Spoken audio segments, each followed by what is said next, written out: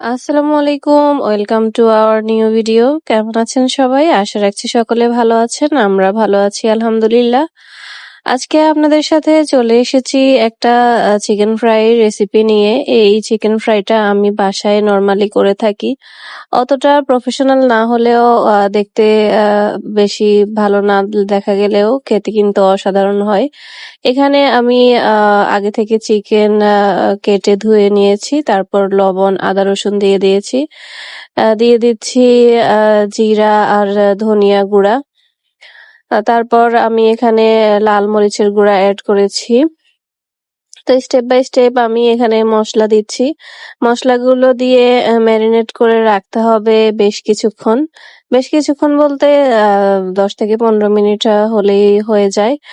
আ আর এখানে একটু আমি সয়া সস এড করেছি। এখানে আপনারা আ টমেটো কেচাপও দিতে পারেন, লেবুর রস দিতে পারেন। আমি ঘরোয়া উপকরণ যা ছিল তাই দিয়ে করছি। আমার আম্মু বরাবরই আমার হাতে এই চিকেন ফ্রাই খুব বেশি পছন্দ করে। উনি তেমন একটা মাংস খান না। কিন্তু আমি যখনই এই চিকেন ফ্রাইটা করি তখন উনি মজা করে সেটাকে খেয়ে নেন।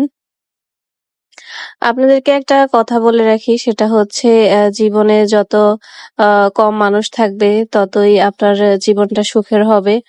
আর যত বেশি মানুষের সাথে জড়াবেন তত বেশি আ দুঃখ কষ্ট বেড়ে যাবে।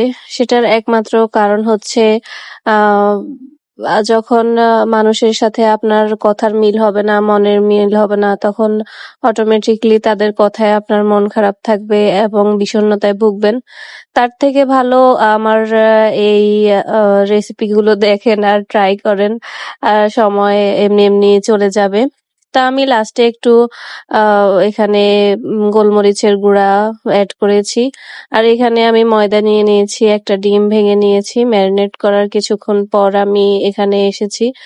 ডিমে চিকেনটাকে ডুবিয়ে তারপর আমি ময়দায় গড়িয়ে নিচ্ছি। তারপর একটা করে সবগুলো চিকেন দিয়ে দিব আমি এখানে। আ এভাবে আপনারা স্টেপ বাই স্টেপ আ আ ফলো করলে সুন্দরভাবে করতে পারবেন। আর চিকেন ফ্রাই ভাজার সময় একটা জিনিস অবশ্যই খেয়াল রাখবেন সেটা হচ্ছে চুলার যে আঁচের বিষয়টা সেটা। চিকেন ফ্রাই অবশ্যই হালকা মিডিয়াম আঁচে ভাজতে হয় চিকেন ফ্রাই গুলো। না হলে আ চিকেন ফ্রাই গুলো পুড়ে যাওয়ার সম্ভাবনা থাকে আর ভিতরে কাঁচা থেকে যায়।